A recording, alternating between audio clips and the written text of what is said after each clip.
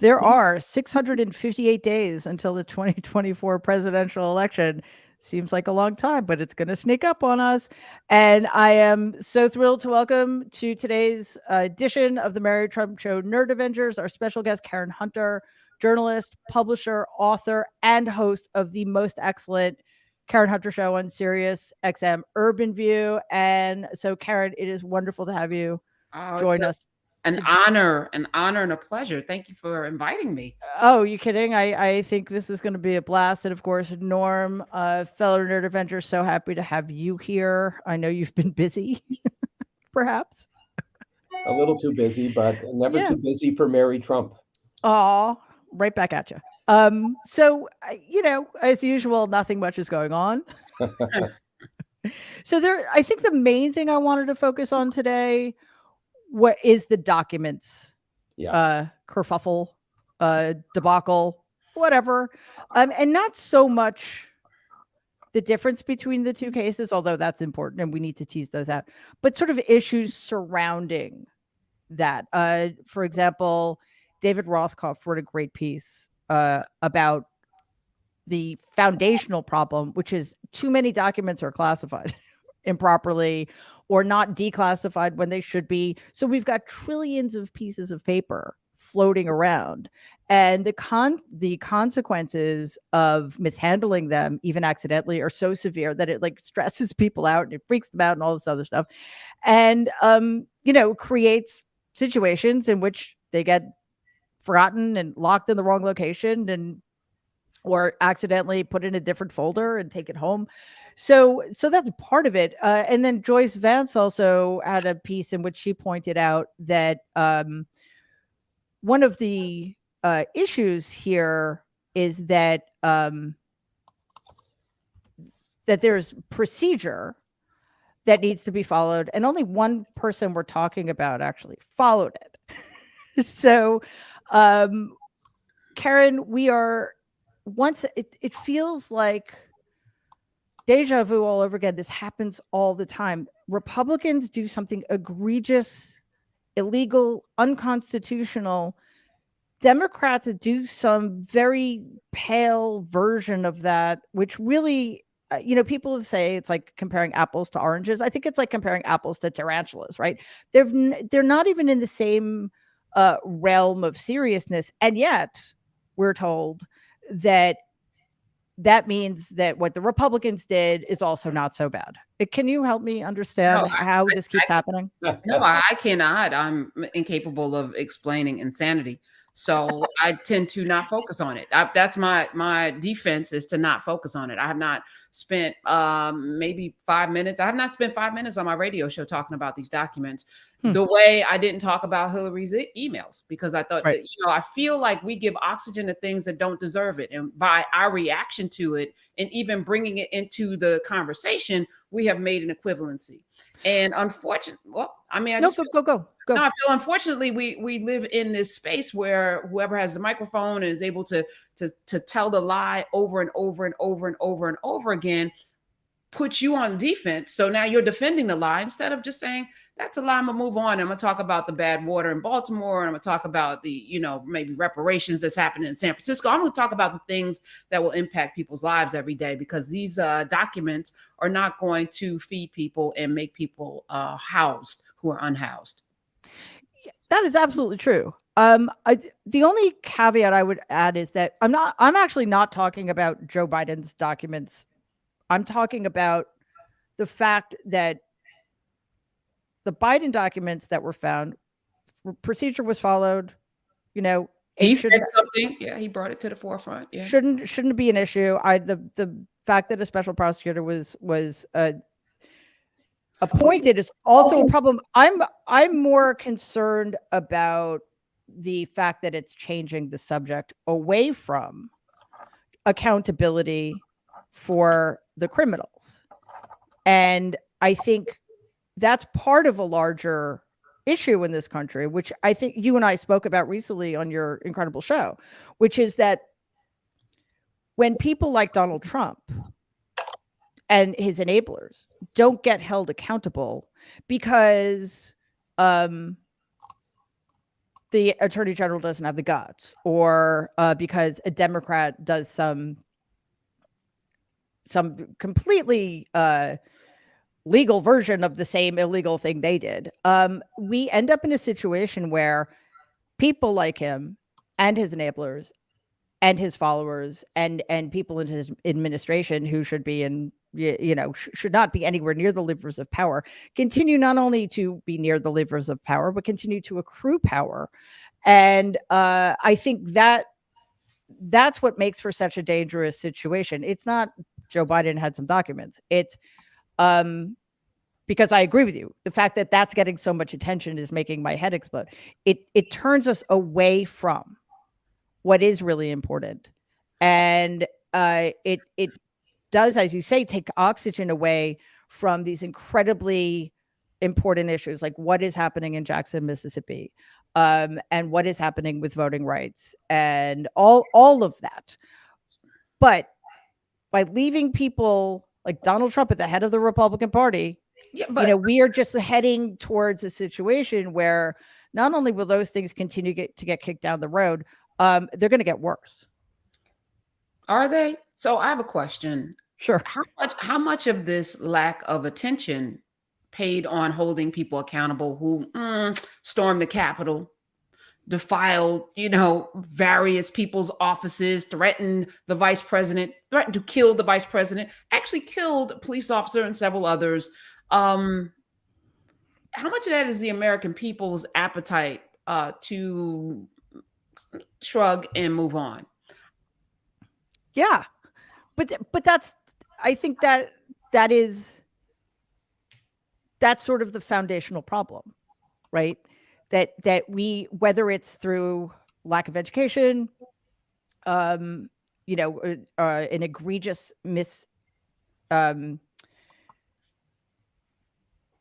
mistelling of history, all of the things we lied, all of the things we won't, quote unquote, subject our children to, i.e. the truth. We set up this system, Norm, in which people don't have the patience for it. People just think, well, that happened, but we've got to move on because, that would be looking back and we need to look forward. And again, that's played out time after time after time. So I think that it's, a large segment of our population has been primed to think that asking for consequences, that's the problem. So let me first talk a little bit about the press role in all of this.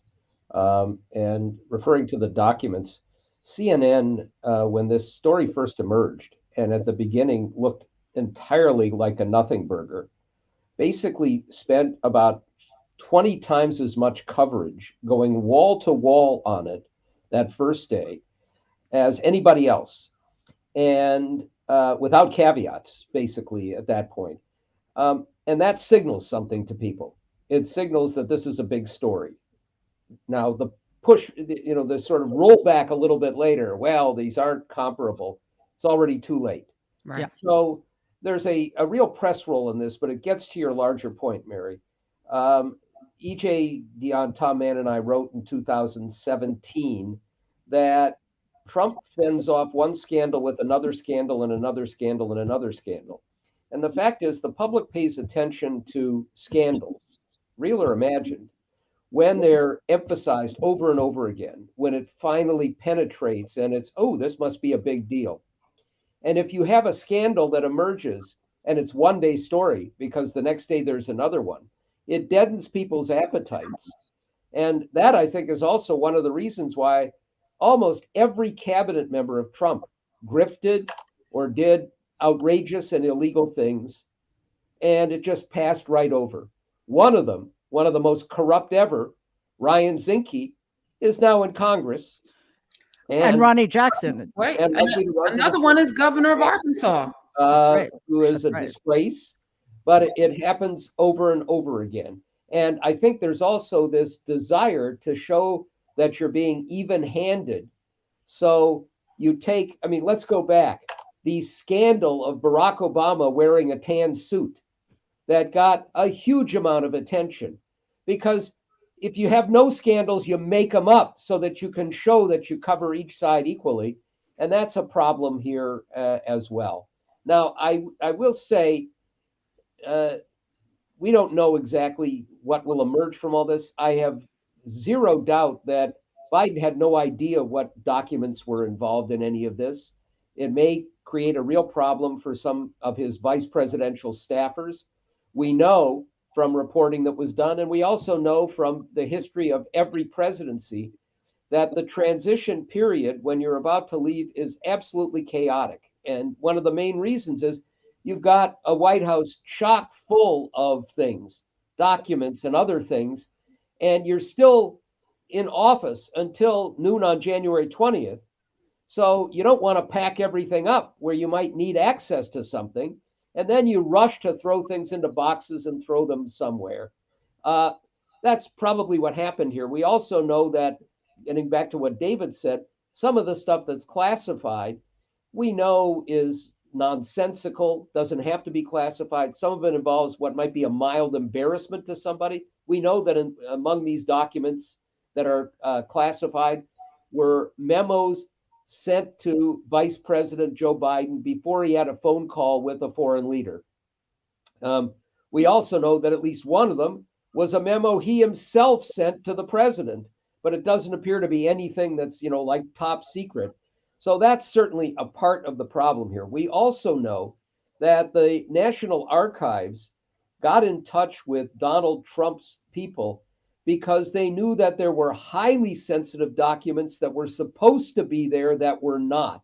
And they never got in touch with Joe Biden because there was nothing there that seemed missing. So we've got a lot of undercurrent there. But having said that, and finally, there are so many unforced errors here on the part of the Biden lawyers and the Biden White House. We're now seeing stories emerge. I mean, one of the things, all right, they find these documents. They're just, they're finally going through the stuff from 4, 5, 6 years ago to move them out of this office, and they uncover these things. They don't have classification. They wait until they can get somebody who does to actually look at them. They go by the book and immediately notify the National Archives. Great, all of that. Why did they not then immediately say, you know what? We got stuff in a lot of other places. Let's go search for them. 2 months of a delay, to me, is just inexplicable. And it's created a bigger problem for them because it means the story gets repeated again and again. And it was that, I think, that brought the request for a special counsel from the U.S. attorney who'd been covering this. So they made some unforced errors, but none of that should take away from the reality that the press has played this up in a much bigger way than they should have, made it in false equivalence, even when they offer caveats 2 or 3 iterations down the road, and that it's completely taken away from the fact that inflation has all but gone away, that we have a Republican House that is going to send us off the cliff and potentially into a global depression or worse, and that Trump is still stonewalling all of these other things that should be prosecuted. Yeah. Hi, Danielle. Hi. I want to get back to you, Karen, for a second, because I think, your framing of this is absolutely correct, and I think that might be where we need to jump off from, where Norm ended. In other words, the double standards between the way Democrats have to behave and the way Republicans are allowed to behave are insane. I mean, we've seen this time and time again. And by their manipulating a system that is quite honestly rigged in their favor, whether it's the the way the United States government has been constructed, or it's the media, they manipulate that to grab attention, to focus attention away from. And it kind of reminds me of this perpetual bind we're in. We'll have these arguments where people will say, instead of spending almost $1 trillion a year on defense, we should spend that on infrastructure, on education, on social programs so children don't have to get bills for school lunches, which is one of the most obscene things. But the truth of the matter is, Karen, that if we spend 800 billion instead of $1 trillion, that $200 billion is not going to the issues that really matter. And that's what always makes it feel like our hands are tied behind our back, and that there's this logjam of real important issues that don't get addressed and don't get taken care of. Well, primarily, to Norm's point, first of all, there is no journalism in America, period, full stop. It's all propaganda, and it's all clicks and algorithms built to get money, because journalism is failing. Let's just be honest about that. And the fact that, you brought in CNN, which on an average maybe gets 1 million people viewing at any point in time, they're irrelevant. And I feel like the regular ass folk that are in them streets, that are getting up every day, going to work, are concerned about, the future, and the economy and all of the things that the media has, ratcheted up this fear, this government forced recession that we're heading into.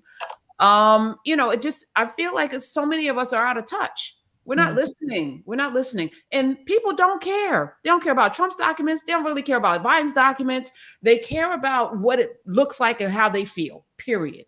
And we have not spoken to that. We use way too many words to deliver messages, which the Republicans have been really good at dumbing things down, because there's a lot of dummies. So they use, single syllables to say what needs to be said, and it resonates, and they've understood, because your uncle's been doing this misinformation campaign for a long time. Now he's running to social media. Like, he lived long enough for his 1, 2, 3 ABC messaging to actually have a landing spot called social media. And it's a perfect storm. It's not going away. I think it's going to swell into something even worse. And if he runs again, he probably will win. And that's the truth. So what are we going to do about it? Like, let's back into that. Like, how do you stop that? Well, we're going to have to start planning my memorial service if that's the case, because I don't think I can handle it. I seriously don't.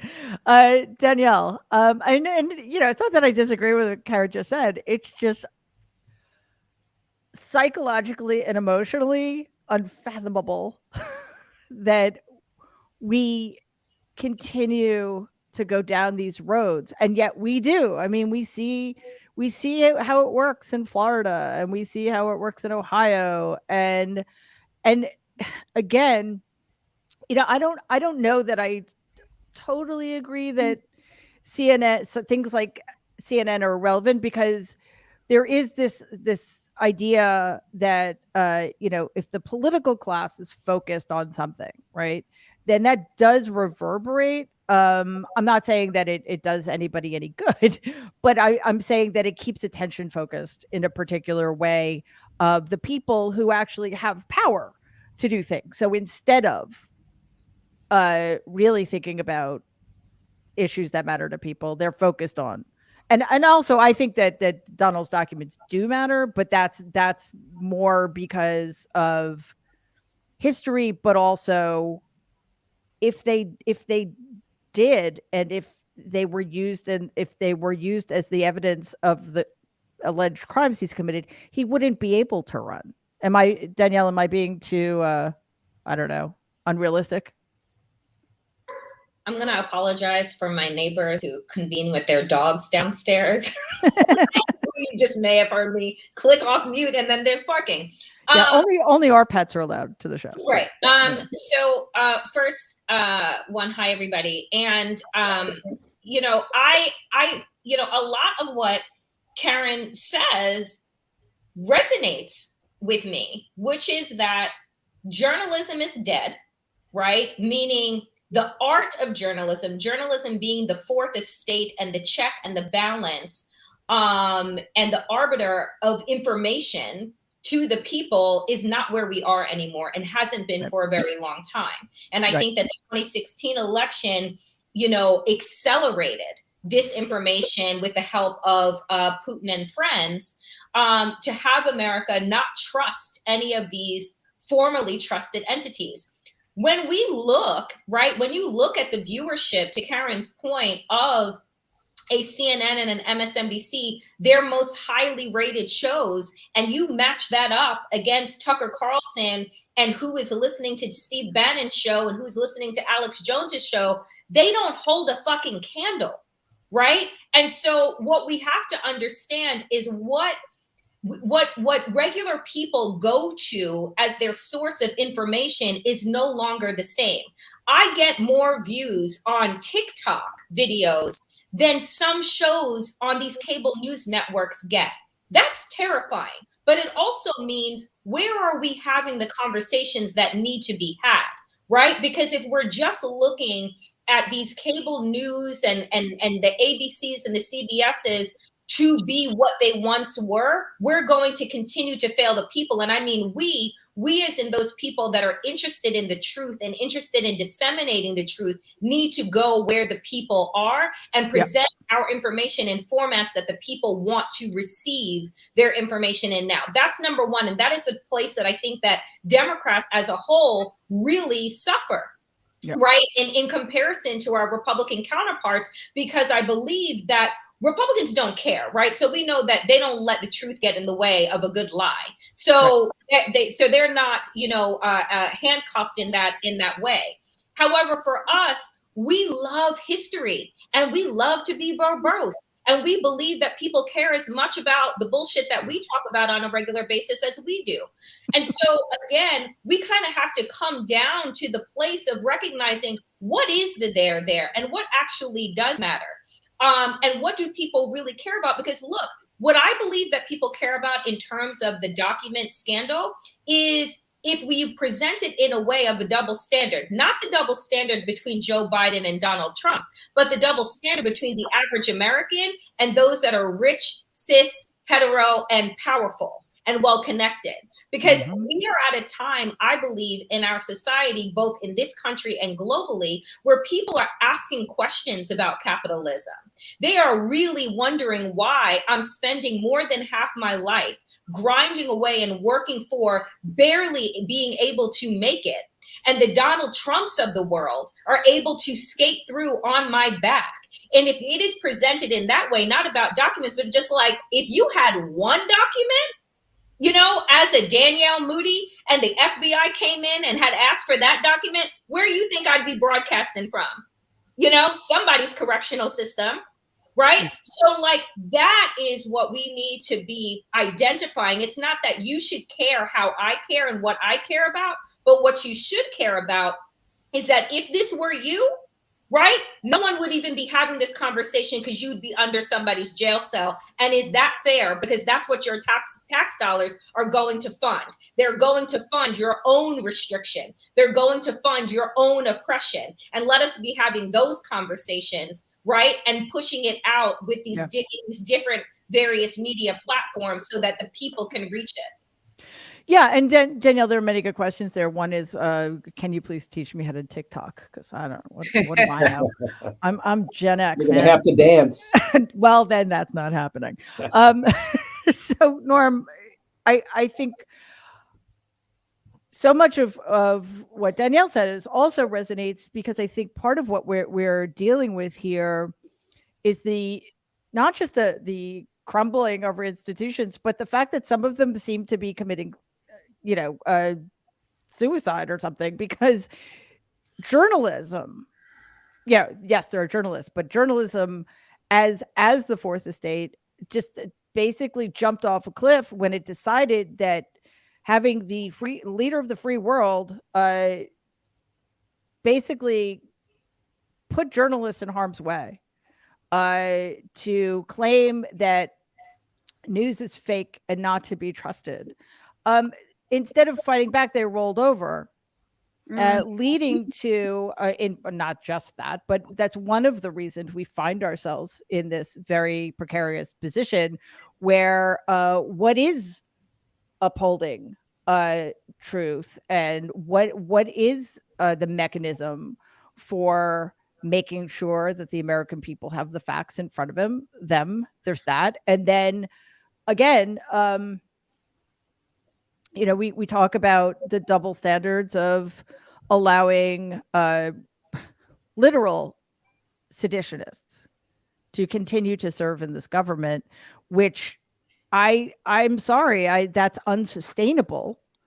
And again, it does seem like there are moments of crisis that help the American people understand or recognize the scope of a problem maybe they had the privilege of not having to pay attention to. Like suddenly, when you see somebody worth $200 billion be able to buy a social media platform, destroy it, lose $100 billion in the process, but still have $100 billion, you might start to wonder, like, why we allow their billionaires to exist, for example. Because we all want to be them. So they're there as aspiration, right? They're there as the dangling carrot. And I remember sitting in the Daily News on the editorial board, and a thing called Huffington Post came, and I started to watch the newsroom get divvied into this section called digital. I remember my news section started to dwindle and digital took off.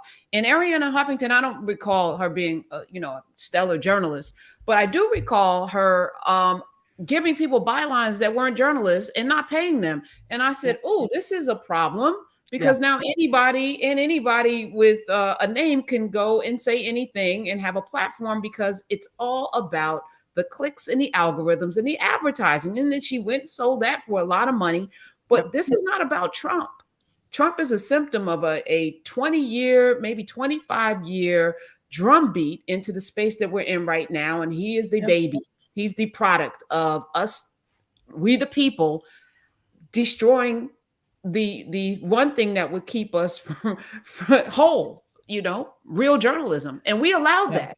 We allowed that. So now we can't put that genie back in the bottle. And I don't know where we go from here. I teach it in vain every semester at Hunter College. I teach journalism, and I tell my students, I don't know what world you're going to go into, but I'm going to teach you how it's supposed to be done. I'm going to teach you what ethics are. We're going to be, exploring the algorithms of oppression, and we're going to be bringing in Ed Bernays and propaganda. And we're going to talk about all of the ways in which we are every day misinformed. And my challenge to my students is, don't do what everyone else is doing, which is go for the check. Every journalist that I see right now trying to get a TV show somewhere, they care more about that. And we don't have any investigating. We had a whole section of the Daily News, investigative reporters. We had an international bureau.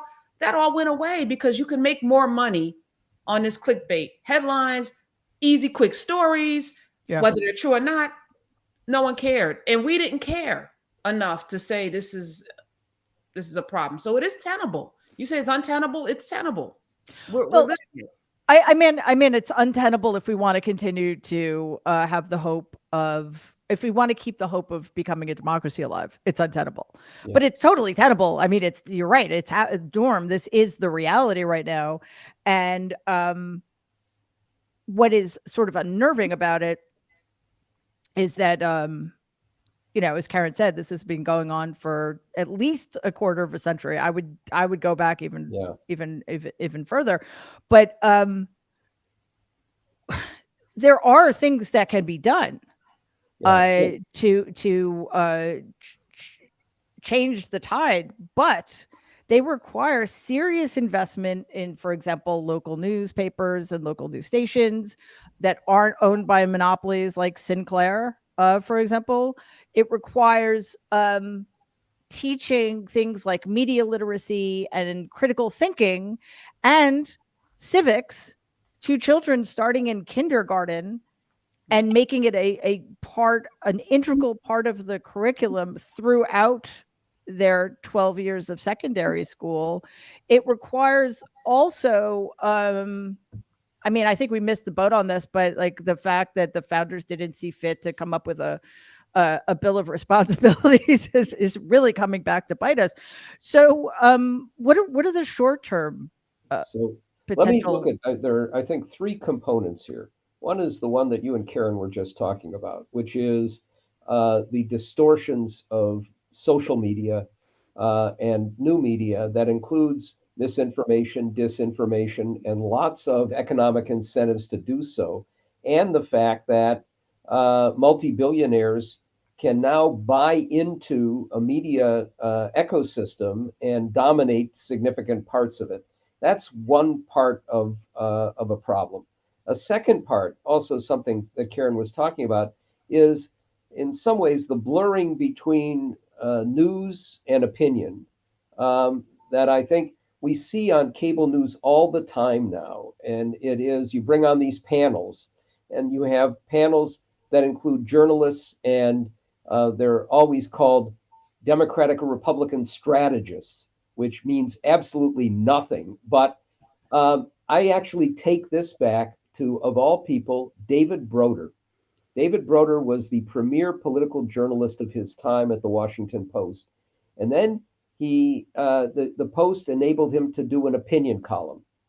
And Broder said, look, I have my opinions, but I can separate that out completely from what I do when I'm a reporter.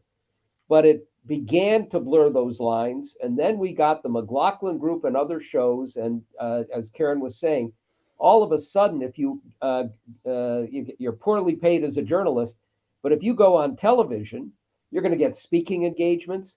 And the more opinionated you are, the more likely you are to make more money. And it destroyed a lot, I think, of the integrity of the news business.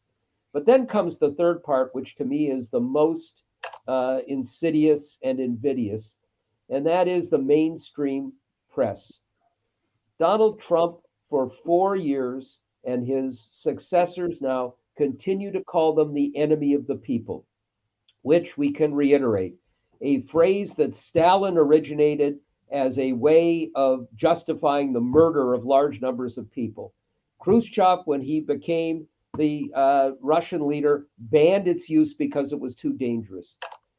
Here you have a press corps that ought to know that if they continue down the path they've been going, of legitimizing the illegitimate, of normalizing the abnormal, of bending over backwards to show that you're fair, which means that you distort the reality of it, that they're going to be the first ones who are marched out and destroyed in the process.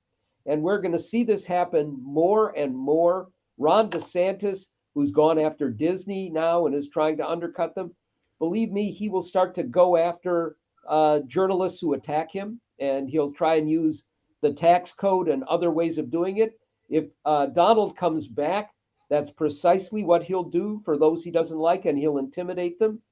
But this idea, which does go back a couple of decades at least, this fear of mainstream journalists of being labeled as having a liberal bias. So they bend over backwards. And the genius of the right to be able to use that to force them into ridiculous behavior, and the way in which they frame the news and also decide what's important and not. And they, I think the only term you could use is there'll be at least a few journalists who will write in lipstick on the mirror, "Stop us before we kill again." But they're going to continue to murder reality with what they do. And it's editors and it's producers. We have the new head of CNN saying, I'm going to completely change the way we do things. But the way I'm going to change it is to have credible people on both sides who can argue, and then the public can decide, which is a fallacy that goes way back in journalism. The idea that it's like the law, and you have a defense attorney and a prosecutor, and the public is the jury. It only confuses things, and they're moving exactly in the wrong direction. And then we have another reality. I watched Chuck Todd interview Ron Johnson on Sunday. To his credit, he pushed back significantly. Why would you put a criminal liar like Ron Johnson and give him the legitimacy of airtime on Meet the Press? And then you see these other people, including those who were participants in the insurrection. Just because they're members of Congress doesn't mean that you have to give them airtime. And most of that airtime, especially on all the Sunday shows, they say things that are lies and distortions and projection. That's their big thing, is projection and everything. And they go unchallenged. This is malpractice, but with worse consequences than much of the medical malpractice. Sure. Yeah, and Karen, it legitimizes them in a way to the voters who, as you rightly say, either don't have the bandwidth to be, paying attention to what a bunch of people are saying on a panel on CNN that serves no purpose other than getting people paychecks. I guess I don't really know what the purpose of CNN is, and it makes it. I think it makes it easier for people to default into their camp, because nothing gets challenged, and again, the real issues are ignored in favor of the things that rile people up on the right. Yeah. I mean, Norm laid out everything. And, as I'm listening to him, as I'm sitting here, again, every day I come to my radio show with the hope of, of course, informing, but also shifting the paradigm, shifting the temperament, shifting people's minds just a little bit to want to empower themselves. Because really, government, the president of the United States has an impact on us, but not a great impact on our day-to-days, local politics, right? But we don't show up for those local political races in the numbers that we should. And then we get people who are, taking handouts, and lobbyists are coming in. It's just, our system is broken. And, to your point, Mary, I don't know if we do have a democracy. I don't know if we deserve this. This thing has been a lie from the beginning. So maybe it's time for it to be completely shattered. And let's build the more perfect union that the quote unquote founding fathers talked of, starting with all of us, including all of us.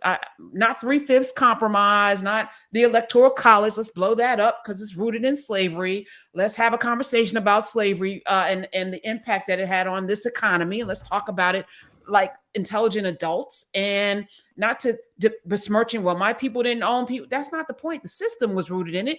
We look at police in LA, taser killing people, all over the country, not just in LA, but like, is this what we want? Is this how we want this country? Like, we need to have a new constitution and start from scratch, because it feels like, there's a scripture about old wine and new wineskin. We keep trying to make this thing work when it's not. It's broken beyond repair, I think.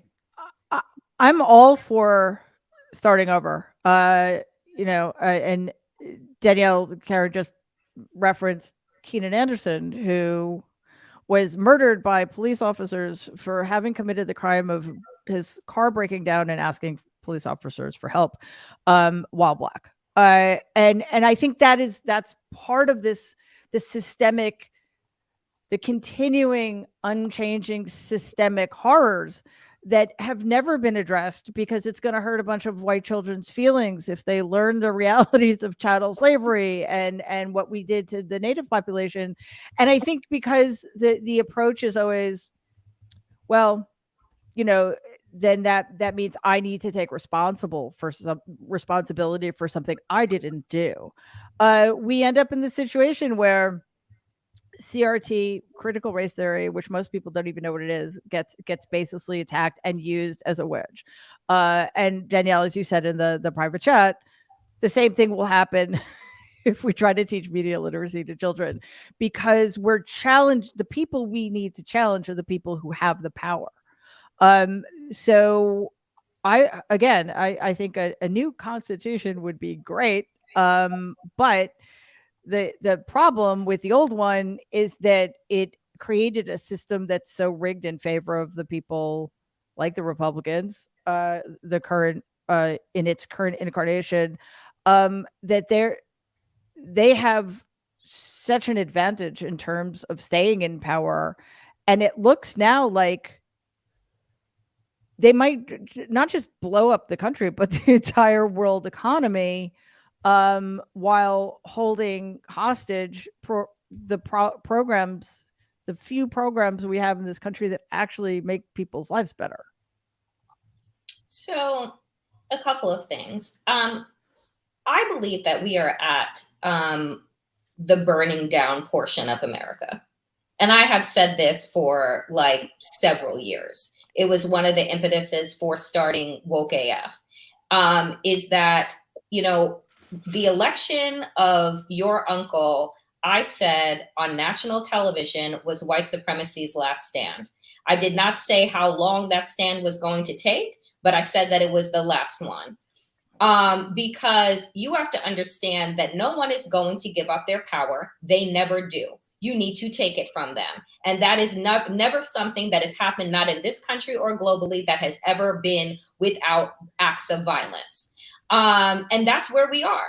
I mean, I woke up this morning and the story about, which had gained no national traction in any real way, about the shootings that were happening in New Mexico at the Democratic offices and homes of elected officials, and then come to find out, lo and behold, who was at the core of it? Oh, a man from the Republican Party that ran for office and lost significantly, decided to hire a bunch of people to shoot up the Democrats, right? Where could he have ever gotten that idea from?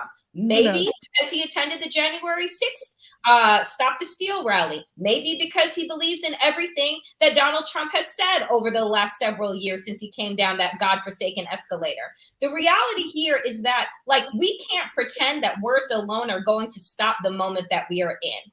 Every single day, an unarmed Black person is being killed for no other reason than being Black, being picked off the street for no other reason than existing while Black. Meanwhile, right, you have that young man, high school teacher, that is murdered by police officers for no reason than having the audacity to ask for help and think that his tax dollars go for his protection.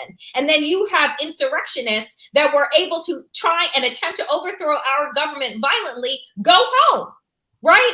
And not be held accountable whatsoever. And so, at some point in time, the exhaustion just gets real. And I think that people in America are getting very tired. They're getting very tired of the consistent rhetoric that, all we have to do is vote, and all we have to do is make sure that the people that represent us will do good all the time on our behalf, because they will not, that they care about the things that we care about, because they do not. They care about their own power. And so I think that, we are at a really scary point that I didn't think I would ever see in my lifetime. I knew was coming, right? But I just didn't think that I would be a part of it or this young when it happened, right? But we're seeing these acts of violence become the new normal, right? And then no one being held accountable. Oh, well, the media is going to say, well, we can't say that Donald Trump actually directed blah, blah. Okay, so let's all play dumb. Right? Let's all believe that none of the words that people say actually fall on the ears. There's another story about a white woman who decided to stab a young Asian student in the head, right? Multiple times over. That's another story that's not going to get real traction today, and yelling, "Go back Chinese," right? Where are you getting, where are these people getting the audacity from and the gall from elected officials who we've decided not to hold accountable? Because of this bullshit constitution that was created when a whole millions of people were enslaved in this country. But you want to tell me to uphold that flag and that constitution? No, we're at a point in time where we need to reimagine and recreate and adjust to the times that we are living in, and the old rules no longer apply. So my message to Democrats that happen to be elected officials is stop holding yourself to standards that no longer exist. How about you just tell the fucking unvarnished truth, right? Instead of using other people's euphemisms and trying to be above the fray. The fray is everywhere, right? We are literally in the sewer swimming right now. So unless we're going to tell the unvarnished truth, unless we're just going to be real with ourselves and each other about this demise that we're in, right? We're just going to keep living in this make-believe fiction of America being better than it is, because it's not. And it never has been. One of the most egregious. It was some trick, though. I got to tell you, is during World War II, America holding itself out as this beacon of democracy, while the Jim Crow South was a closed fascist state.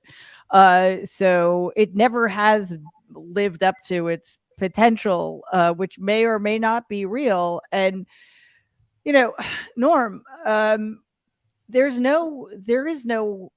Well, I was going to say there's no high road, but The high road is not lying, cheating, and stealing, but being willing to get in the mud. And I think Democrats cede so much territory all the time by, as Danielle said, playing by rules that don't exist anymore because the Republican Party burned the rule book to ashes.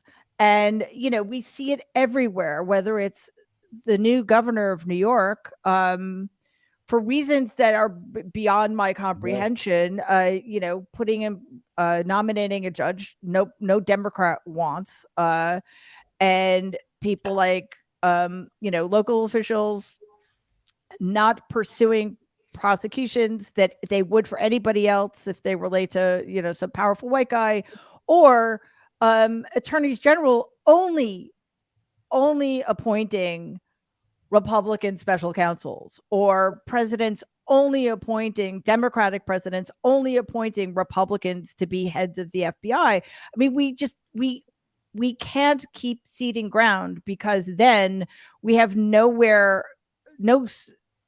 footing on which to launch the battle that we all seem to agree is necessary in order to change the narrative and change the direction of where we're heading, because it's a very dark road we're going down right now.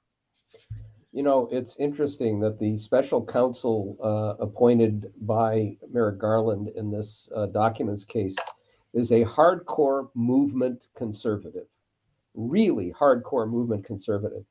And it's been in some ways hilarious to watch some of the Trumpists attack him as some left-wing plant. So if you're going to get that by appointing a movement conservative, why not pick somebody else? It'll be the same criticism. Exactly. But one thing I have to say, what Danielle was talking about, this was going on for many, many decades in even worse form. Cops would kill Black people and plant guns on them to justify it. Nobody paid any attention to it in the broader public as a whole. It never got any news. Now, at least, thank goodness for the positive that comes from cell phone cameras and from the body cams. It's actually astonishing to me that some of these cops wearing the body cams will do the murders that they do, but it's because they know the likelihood is they're going to get off without any kind of a problem. And at least we're getting some public attention paid to this, even if it is unpunished now. And it may bring some, finally, movement for reform of policing. I will say, on a more positive side, here in Washington yesterday, a man was having a terrible mental health crisis, assaulted a woman. Police came. He spit on them. He tried to kick them, and they de-escalated it. They understood what was going on and dealt with it in a reasonable way. I'm deeply involved in reform of the mental health and criminal justice system, with a model that has emerged in Miami-Dade County from a remarkable judge named Steve Leifman. Anybody want to know about it? There's a documentary we did called The Definition of Insanity, doifilm.com. You can watch it, where police have been transformed down there to know to de-escalate. Now, it doesn't solve every problem, and you're still going to have police violence, and it's much worse when it involves, the worst is if you have a mental health crisis with a person of color. Yeah. Then the odds of a bad outcome go up astronomically. But maybe we're going to start to see, at least inch by inch, a little bit of progress there. It doesn't take away from the larger point, and it doesn't take away from another larger point, which is the lessons that are being learned. What happened in Brazil directly tied to Steve Bannon and his cronies, and you would hope that Brazil will not only extradite and charge some of the Americans who tried to overthrow their government, but maybe extradite George Santos for his criminal behavior in Brazil. We have more likelihood of that happening than anything occurring here, because his campaign finance violations go to a feckless Federal Election Commission that's unlikely to do anything about it. And he was involved in this Ponzi scheme up to his eyeballs, and that was never prosecuted. There's perhaps a tiny ray of hope that some good things will happen, but they're less likely to happen here than they are in Lulu's Brazil. Which is a shame. But Lulu's Brazil also tells us that we, the people, have more power than we think. And your chat right now, and a lot of folk are just helpless. They don't know what to do. And here's the good news. There's more good people than there are not in this country. I firmly believe that there are more amazing human beings than not. And so what is required is for us to stand up and not be in this corner of helplessness, worried about somebody's violence, worried about, the crumbling economy and all of the things, and get busy. Like, we have control over this. And if Brazil showed us anything, is that people rise up and they determine for themselves how they want to be governed and how they want to live. And we cannot abdicate that to people who don't give a damn about anybody but themselves. So everybody listening, you need to get out and do more. Those of you, and I feel like we're preaching to the choir, so folk are already doing things. Yeah. But we should encourage people to not be, so helpless. There are two groups. I will say there are some outside groups that are mobilizing now to take on the lies, to do what is harder for people inside government to do. One is called Facts First. Another is Democracy Matters. And I think we're going to see at least an effort to pull the rock back and watch the maggots underneath coming from the outside that one hopes the mainstream media will not be able to ignore or brush aside and turn back into more false equivalents. And maybe that will alert a lot of those good people out there who don't pay a lot of attention to this, or who are taken in by the way things are covered, to what's really going on here. And if we get close to a default, it'll be clear who did it. And that's the thing. I mean, first of all, I do want to point out that Americans, 2 elections in a row, did grab American democracy, such as it is, out of the jaws of autocracy. So that's good. Yeah. But we can't keep being in a position of having to do that, because people do kind of, start losing hope or whatever. But we also seem to be increasingly in this position where, the thing that might save us is the other side doing something so horrific and egregious that, okay, then maybe we'll change so that they can't do it anymore. And yet, again, Karen, the problem is that the system is rigged in their favor. So, there's a reason that Republicans are in a position right now to threaten the economic safety, not just of the country, but of the entire planet. And it's because of gerrymandering in New York. It seems like that was the final straw, the horrific situation in New York State that lost us 4 seats, which is just a kick in the teeth. So that doesn't seem tenable either. Yes, okay, we'll just let Republicans destroy everything, so then maybe we can rise out of the ashes. I sit with this. I contemplate this on a regular basis. Voting, showing up to vote is probably step 9 or 10 in a 10-step power play, right? So it's something you have to do. We all have to do it, even if we don't like, the candidates. Biden wasn't my first, second, or third choice either, but I voted for him because it's 7th. It's defense, right? I mean, we got to play defense. We have to play offense. And it does feel like we have to do everything while they sit back and do nothing. And they elect people who barely have a high school diploma. But if we want to have the world, I challenge my listeners to create the world that they want to live in. We have to take responsibility. Everyone lives somewhere. How's your neighborhood? What's it like in your household? And once you start to have those little wins, the bigger wins, it becomes kind of a groundswell. We're not going to get top-down change. It's going to come from us, all of us, making the decision that we will not tolerate this. And it also means that we have to hold ourselves accountable. A lot of times we kind of let things go because we want things to be let go in our lives. We don't want to be held accountable. So if, you get away with it, and I can get away with it. Oh, a little Ponzi scheme over there, maybe I can get away with this. Why are we always trying to get away with something or get over? Always trying to get over and scheme when it's so much better just to be neighborly, to be in community, to help one another, to do, I mean, truthfully, it feels so much better to live in that world than the one in which we got to always keep one eye open. And I'm hopeful. I'm still optimistic despite everything, because I get to talk to amazing people every day, and they let me know that there are more good people than there are bad. We just got to speak up. The silent majority can no longer be quiet. Like, show up. Right. And Norm, that's been a problem for a while now. I think, again, because being in the majority is not necessarily an advantage if the tyranny of the minority is in place, which it has been. I mean, we see that in the Senate every day, pretty much. But there is a lot to be gained from reminding ourselves of that. Karen said it. It's not that just that there are more of us on the left. There are more people who are kind, who want better for other people.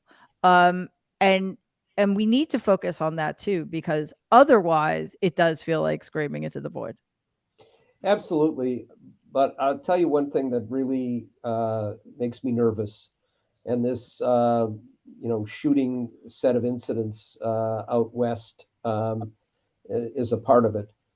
We have a lot of surveys that show that a third or more of Republicans believe that violence is appropriate if your way of life is threatened. Yep. And there are 400 million guns out there, including a whole large number of assault weapons, and they have most of them. The good people who do outnumber the bad people, that's great. But if it turns into violence, our good people are going to be sitting on the sidelines for the most part. So I'm not sure what we do about that. But we get your gun license and go to the range. Like, I'm not advocating. I'm for everyone. I joined the NRA just to see what kind of literature and get their cheesy bag, but I wanted to see what they were putting out there, and they are weakened. Yes, they're 100. Those folk have hundreds of guns, but they can anyway. I'm not going to get into that, but yes, I'm an advocate for everybody. I don't like guns either, but I've been to the gun range myself. Full disclosure, and it's unfortunate. But I feel like they don't give them any ground. I'm not giving evil any ground. You're not getting any ground in the world that I live in. Yeah, it's a really tricky issue, because I hate guns. I mean, I know how to shoot them. I did riflery as a child. It was a pretty good shot too. But I hate them. And, as a lifelong New Yorker, I think it's sort of built into our DNA to be just, not want to be anywhere near guns, which is why the Supreme Court decision, which basically said states have no right to make their own gun laws, was so devastating. But beyond that, I think, people need to be prepared, however they need to be prepared, right?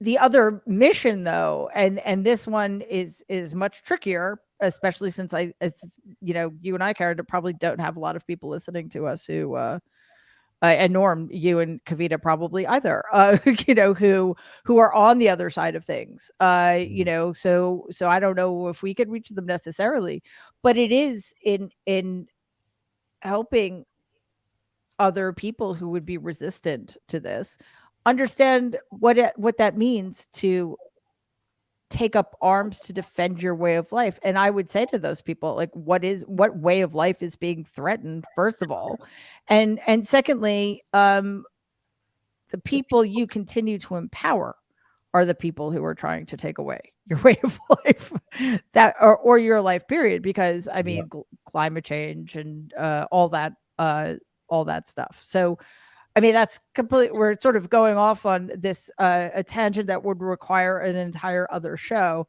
But I so appreciate your willingness to just dig in. This is This was the conversation that needed to be had, and that needs to be had on a regular basis, and it requires of all of us some courage, to be wrong, to admit we're wrong, to make sure that other people don't keep going down the wrong road if we can help in terms of that, and just being out there and not wavering. Now that doesn't mean driving yourself into the ground. If you need to tap out, as the amazing Jane Fonda once said to me. I was on her Fire Drill Friday show once a couple of years ago. She said, it's because I think I said it's a marathon, not a sprint. And she said, no, it's actually a relay race. I'm like, yes, it's a relay race. So if you need to tap out, pass the baton on to somebody else. But we're always here for you guys. Norm and Karen do such extraordinary work. Thank you. You should all be listening to them, following them, because honestly, it's not easy to go up against it, especially Karen, you do a show every day. It's like, wow. So thank you both, Norm, as always, for being a Nerd Avenger, Danielle Moody and Karen Hunter. It's such an honor to have you here. Your contribution is enormous. So thank you for that. And if you have any back at you, Mary. Yes. Thank you. And Karen, just as we end, is if there's any note you want to end on, if you want to fill people in on how to follow you right on Twitter or what have you. Yeah, I'm at Karen Hunter. Real simple on Twitter, and SiriusXM 3 to 6 Monday through Friday, channel 126, which is Urban View. The whole entire channel is amazing. So I want to just say that. We even have Shermichael, who's a gun-toting Republican on he's kicking off his new show on Saturdays live in a couple of weeks. So yeah, that's that. But I wanted to say one thing. The optimism here is that people who need 100 guns are really scared. Right. And really, really insecure about themselves, and they haven't put a whole lot of work. We're so much better than that. So that's my encouragement. You anybody that needs all of that, how small are they? And I'm not just talking about the toadstool that your uncle has. Oh, just need to always bring that in because it's funny. On that note, and yeah, if they have 100 guns, they can still use one at a time. And we are better than that. So, guys, don't be afraid.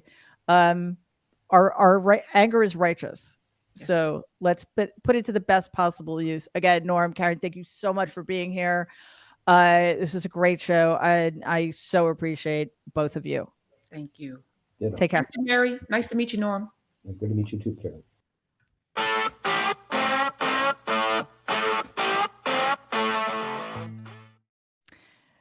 Thank you so much for joining us today. Karen Hunter is extraordinary. She made this conversation so much better than it would have been if I had kept going down the road I was going on. So I really appreciate that. And of course, to my Nerd Avengers, Danielle Moody and Norm Ornstein, it was great to have them as well. Just a reminder that this Thursday at 7 p.m. Eastern, 4 p.m. Pacific at Politicon's YouTube channel, that's youtube.com/Politicon. We are going to have an Ask Mary Anything Within Reason. Emphasis on within reason, please. And then Friday, our second edition of the House of Horrors, which we had a lot of fun with. And I believe our nerds this week are Danielle and Jen.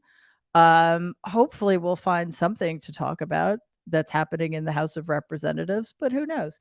Anyway, that's that's Friday, 12 p.m. Eastern, 9 a.m. Pacific, youtube.com/Politicon. And of course, next Tuesday, we will be back with another Nerd Avengers, Tuesday, 12 p.m. Eastern, 9 a.m. Pacific, youtube.com/Politicon. And while you're on YouTube, Politicon's YouTube channel, please subscribe to Politicon. Like the episode, you can comment there if you didn't catch it live, and you could wrong one. You could also click on that button. That way you will be alerted every time a new video drops. Again, starting to do more quick hits again, because one, I really like doing them, and you guys seem to like watching them. So what else? Oh yeah, you can listen to the show in podcast form at Apple or anywhere you get your podcast. 5-star reviews would be much appreciated. They really help other people find the show.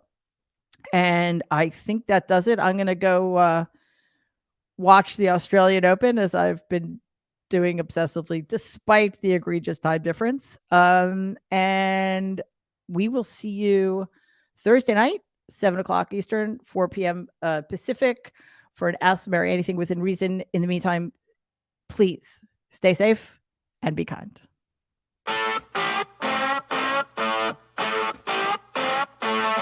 Thank you.